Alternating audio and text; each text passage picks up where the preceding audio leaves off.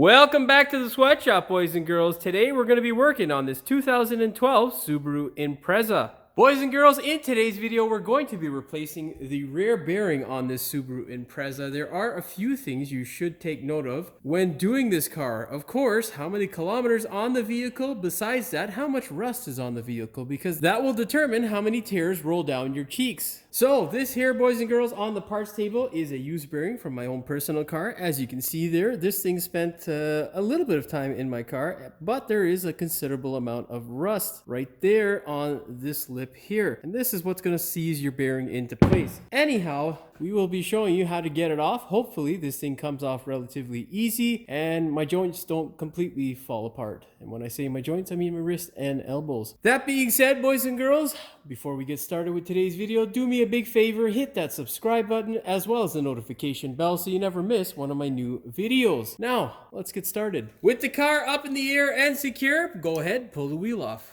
Of course, before you do that, you want to employ the use of jack stands so that you don't have the pancake effect happen to your body. With your wheel off, boys and girls, you can now go ahead and remove the axle nut. It is a 32 mil. What we need to do, boys and girls, is remove this 14 mil bolt here and this one up here. Of course, it's kind of hidden by the brake hose, but you can see where my finger is. You don't need to touch these two unless it's a bit of a pain in the ass to get the whole assembly off or it's a bit heavy for you. Well, if it's a bit heavy for you, you probably shouldn't be doing the job. Anyhow, grab your 14 mil deep socket with a extendable ratchet and crank away. With the Subarus, it's always important to make sure you get the socket on all the way. So make sure you jiggle it until it seats properly, because if you don't and you round it off, you're gonna have some tears rolling down your cheeks. Oh my god. Yeah, I think these people might have over torqued this, because that's not usually that tight, but whatever, at least it came off. Get it nice and loose, and then you can proceed to doing the top bolt. Don't pull the bottom bolt out, because then your caliper is going to want to move on you, which will give you a headache. Hopefully now yours are loose enough to the point where you can crank them off by hand. Of course, if you can't, employ the use of your ratchet. Should look something like that, hopefully. If those bolts look like that, it's usually a good indicator as to what the bolts that hold your hub in will look like. Well, looks like this bearing has mixed feelings. Might have some rusty bolts and maybe a bit of a pain in the ass, but hope for the best. Now, just slide your brake caliper and brake pad assembly off. You can rest it on the top control arm closer to the frame rail. That's usually a nice snug pocket for the caliper. In case you're wondering, that's where I situated the caliper. Now, boys and girls, would be the time, of course, where we pull off our rotor. But if you can notice on camera, there's a bit of corrosion there. Hopefully it's nothing that, well, it's really, really soft. That's nice. If you have corrosion like that, there are two bolt holes here. The bolt that you would use to push up against the hub and therefore pull the rotor off would be an M8 by 1.25 pitch. Luckily for me, it is really just soft material. Of course, the person who did the brakes didn't understand what anti-seize or grease or any sort of lubricant was and hasn't put anything on the rotor, which is seized in place. So I'm gonna get a mallet and whack away at it and hopefully not damage the thing. I'll be back. So if you're going to be reusing your rotor, the thing you want to do is, of course, employ the use of lubricants so you don't end up in this situation. The second thing you want to do is grab a mallet, because if you grab a metal hammer, you'll be replacing your rotor. Take the hammer and just tap around the circumference of the rotor. You can also tap around the circumference here. Essentially what's holding it is there's a rust ridge that's built up in and around this area on the hub. Begin hammering to release some frustration. So luckily, not so bad. It came apart relatively easy and we're good to go. Hopefully you guys out there don't have this sort of luck and it's much better. Second thing is if you do smash it with a metal hammer, what you'll need to potentially do is machine it. If not, you'll end up replacing it. For those of you who like to spot out the rust here, you can see we have an excessive amount down here. So along with taking care of the bearing, we're going to be cutting off the heat shield, because two things: we don't have the patience to wait for a new one, and we don't want to replace the damn thing because Ain't nobody have money or time for that shit. So we're gonna cut this guy off, grind it all off here, and then we will proceed with getting our bearing done. In case you're wondering, boys and girls, this here is what the shield looks like. That there is why we're replacing it, because all that rust basically pushes up against the backing plate here and pushes it into the rotor. What I did to get to this point is basically take a chisel and hammer and smash the crap out of it. Now what we're going to do is get a grinder. We're going to employ the use of our air protection, eye protection, and lung protection. And we're going to grind all this rust off, make it a flat surface, and then we'll prepare to spray it so that it doesn't rust up. Of course, if you're doing the same thing that I am, boys and girls, you should end up with a result like this, where the majority of the rust is gone and you have a flat surface. Now to protect that surface, boys and girls, from rusting further and extremely fast, what you need to do is get some paint or some zinc well-through primer. I love this stuff. It dries really quickly and does a great job of protecting it from rust. Of course, before you use it, you should know by now to shake it well.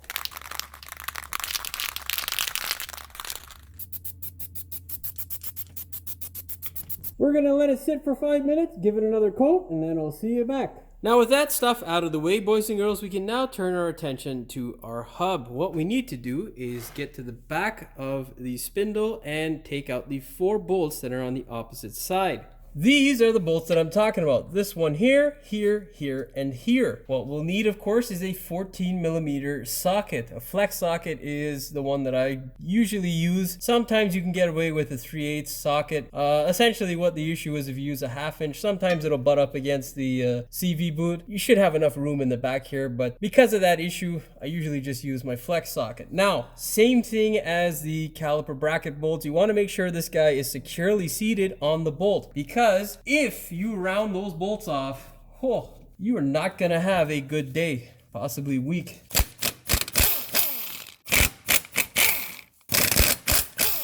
So what you hear me doing there is essentially blipping the gun just to have the socket kind of fall into place. That way it doesn't round off, because as I said, if it does round off, that would be reason for a grown man to cry.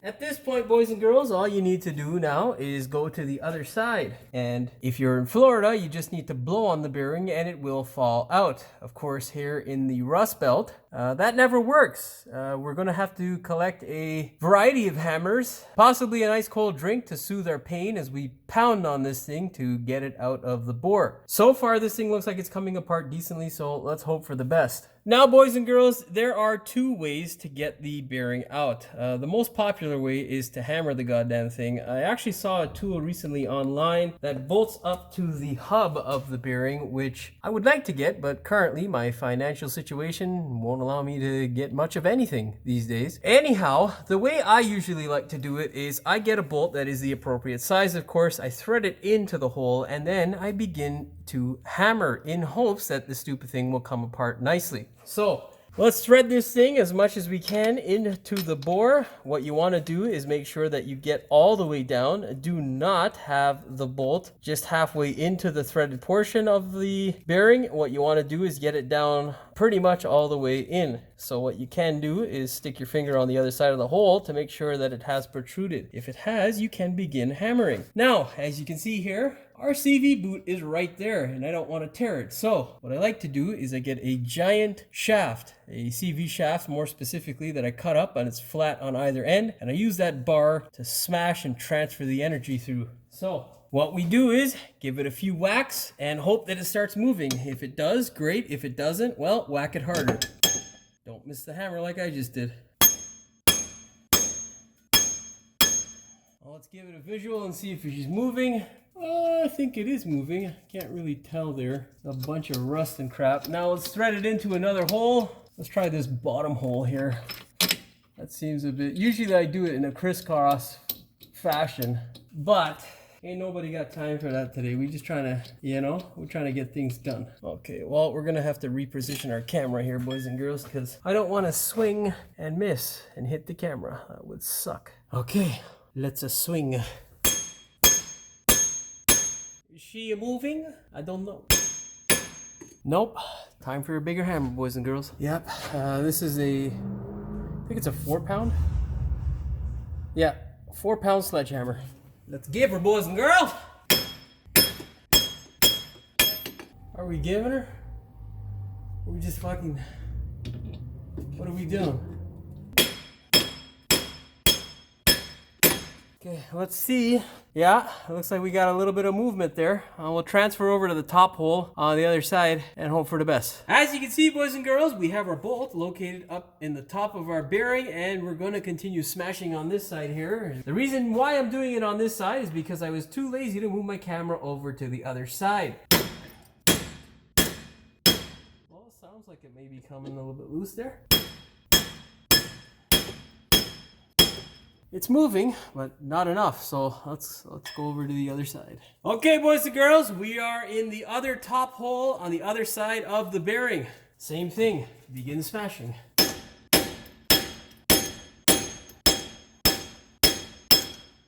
She's a-coming!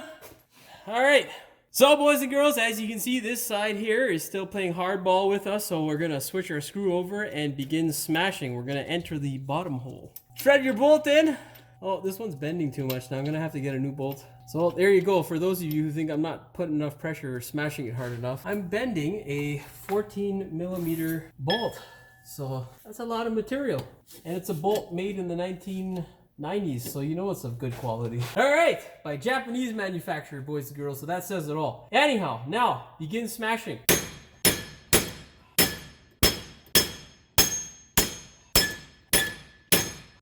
Well, as you can see there, boys and girls, we're almost out. Okay, boys and girls. Oh, that's threaded in there for life. It would appear. So we're almost out. Now I just got to get another bolt like this and thread it into the top hole and smash that out a bit. There we go. Yeah, see? All right. Our bearing is now out, boys and girls. Now what I've got to do is take a small vice grip or something to help me unthread these bolts. I shall be back. Of course, boys and girls, with our bearing free, we can now just wiggle the whole assembly off of our CV shaft. Ta-da! Clear off as much crap as you can out of the bore by hand. Push the CV shaft back and out of the way. Now what we need to do is separate our bearing from the backing plate because rust is the gift that keeps on giving. Now, boys and girls, what we need to do is take our hammer and smash this section here. Do not hit the backing plate. All we want to do is separate the bearing and have it fall out of the backing plate. So, grab a decent size hammer and begin. Oh, this seems a lot more seasoned there than I would like.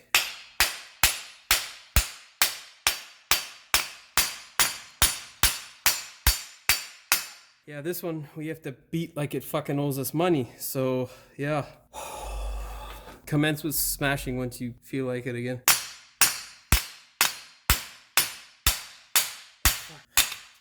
Yeah, something that will be foreign to you guys down in the south. Yours will probably look like the brand new one, all silvery and nice and shit. We don't get that luxury up here in the Rust Belt. That's the result you should end up with. I'll be back. Now, boys and girls, the next step is very important, and it's something that's often not performed by the majority of mechanics out there because time is money. So, what am I talking about? Well, as you can see here in the bore of this spindle, there is a considerable amount of rust. You can technically just leave it there, but rust particles are a real pain in the ass. And let me tell you, boys and girls, they will find their way into your new bearing and you'll have it fail prematurely. So, it is important to do two things. Grind the rust away from the surface here as well as the surface here. You want a flat surface for your braking shield as well as your bearing to sit on. You also want to make sure that the surface inside the bore is rust free. There are various tools that you will be using to do this task. One of the most used by me is a carbide bit. The second most used is this guy here. And of course, you can also use a flat disc to take care of the surface rust. Now, I'm going to start with this stuff. Of course, you're going to get a plume of rust dust in the air, so it is important to use your lung protection, eye protection, and your hearing protection so that you don't go deaf. We shall be back.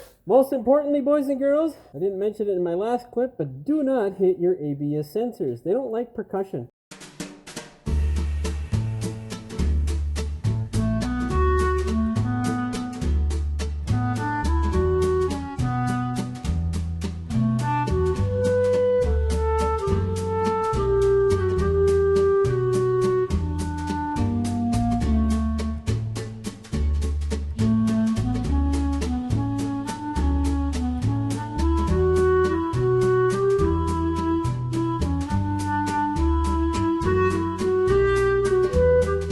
Very important, boys and girls. You do not want to grind away the machine marks here. You just want to take away the ridge of rust. Get rid of the rust and try to clear off the rust from this section here. Now, we're going to get our carbide bit. Make sure you don't hit that ABS sensor. Second thing is, it loves to take away material. We're not trying to take away material. We're just trying to take away rust. Okay, that being said...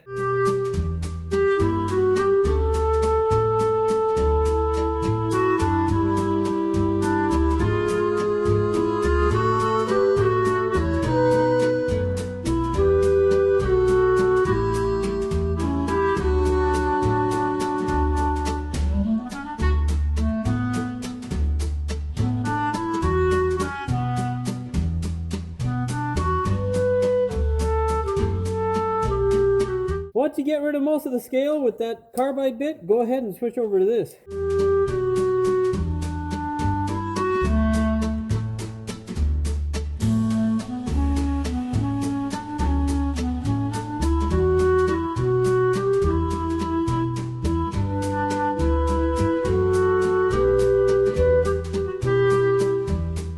Of course, once you get it all clean, boys and girls, go ahead and give it a spurt of that nice zinc primer. Don't forget to shake well. You should end up with a result like this, boys and girls. You want to try your absolute best not to get any crap on the ABS sensor. The reason being is because whatever spray you might be using could potentially have some metal particles or fragments, and if it builds up enough tolerance, it could potentially affect the performance of your ABS sensor. That being said, we're not done. I know you thought we were, but no, boys and girls. The process that we just did has to be performed on this pile of crap as well, because why? The backing plate is rotted. So do the same thing and I'll see you back soon. Of course, you want to make sure as well that there's no ridges over here so that your bearing sits nice and flat. Of course, boys and girls, you should end up with a result like this. If it doesn't look like that, well, fix it. Second thing you want to do is anti-seize the bolts that you'll be using to retain your bearing. The third thing you want to do is take those bolts and place them through the spindle.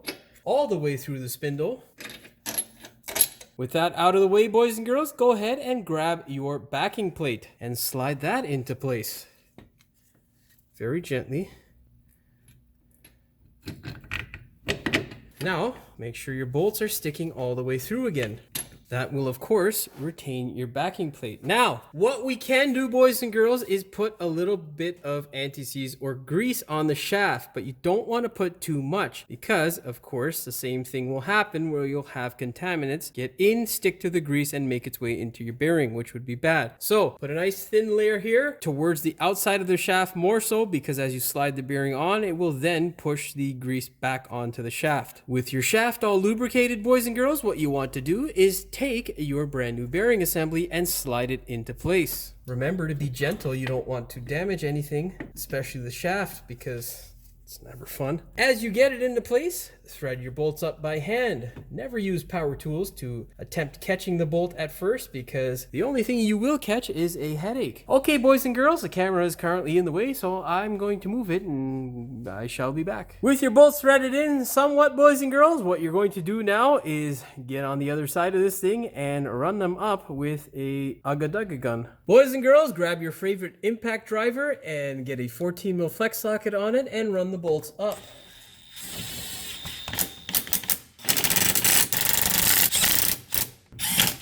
Grab your torque wrench, boys and girls, a 6-inch extension and a deep 14mm, and set your torque wrench to 48 foot-pounds or 65 newton meters.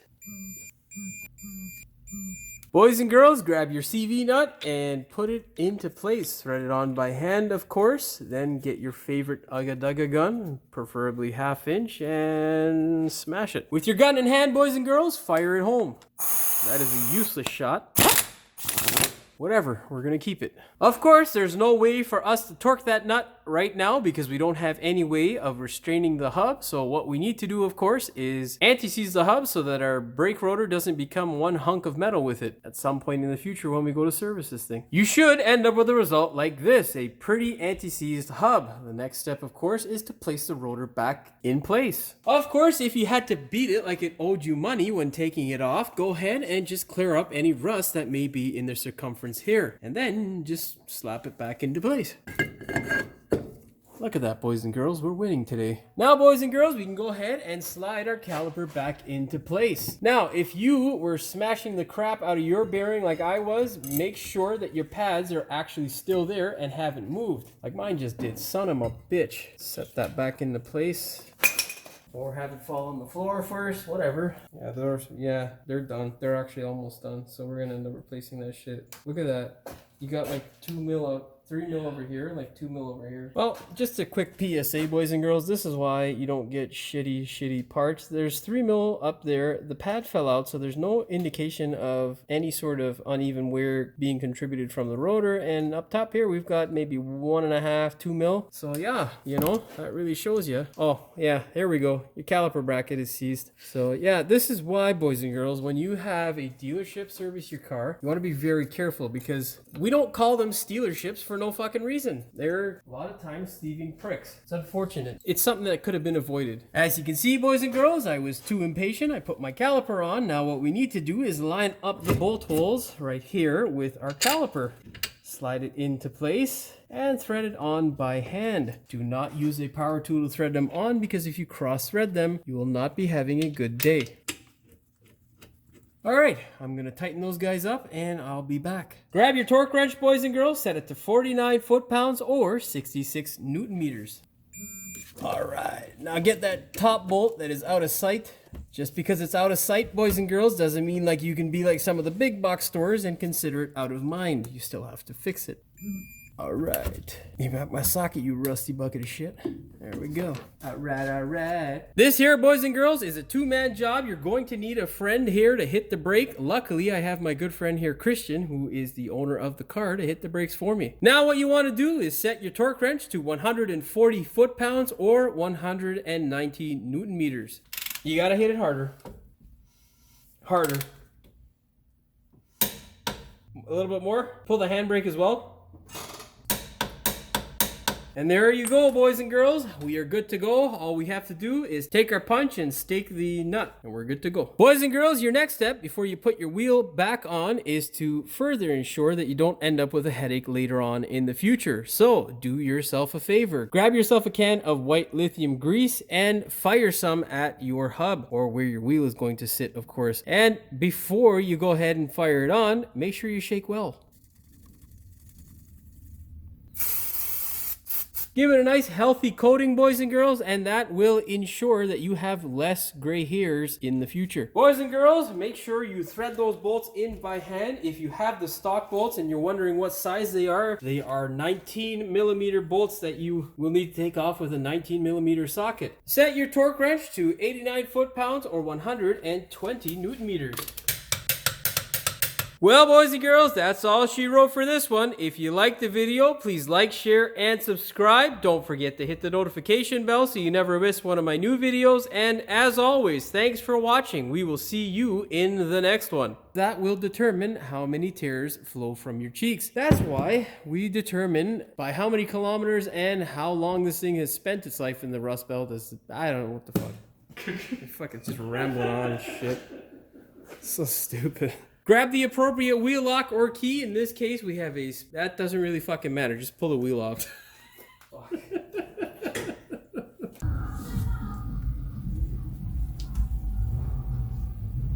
That's how you go fucking deaf. Grab it. With your wheel off... Ah, fuck. The bolt that you'll use to force up against the hub is a 1.25 by... Wait, it goes the other way around. Stupid Jimmy. Because the previous people who did the brakes didn't...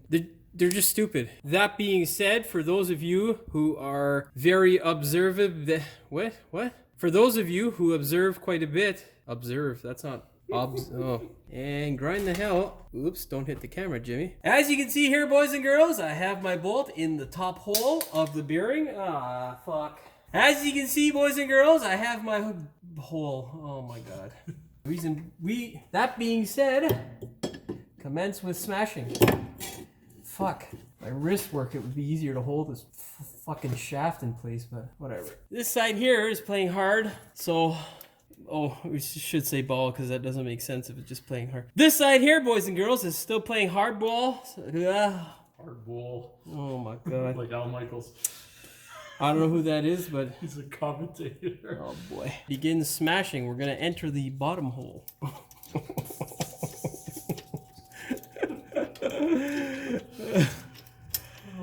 Oh man. Okay. All right. Let's give it a tap on this side, just with the blunt end. That's not doing shit. It's time for you to sacrifice your life. Oh, that's just shit. Okay, that's fine. Fuck the rust belt.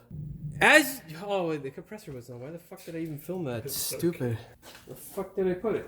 Oh, fuck. Very important, boys and girls. You do not want to machine away the actual machine marks. Or what the fuck did I just say? Very important, boys and girls. You do not want to machine away. Ah, fuck. I just did it again. What a moron. This is not a drum sander. What the fuck's it called? Ah, fuck. Whatever. Ah, no, the fuck.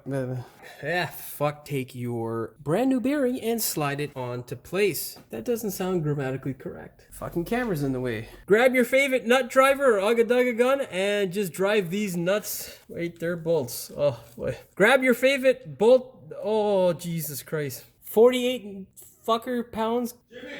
No, Carlos! The fuck? Are you decent? Motherfucker, I'm fucking recording. With your ugga hand, with your ugga gun in hand. Oh, for fuck's sakes. Of course, we can't restrain the thing. Ah, for fuck's sakes, man. Now, if you are... oh, man, these things are getting fucking heavier and heavier. Yeah, there we go. And there's that fucking compressor right on time. Don't you love when the fucking rust bucket won't give you back your socket? Fucking mother. Take our stake and hammer this guy. Oh, wait. That being said, boys and girls, if you liked the video, please... oh, for fuck's sakes. If you did and the video was entertaining as well as informative, do me a favor. Please hit the... fuck, that's not what I say. Why am I fucking this up?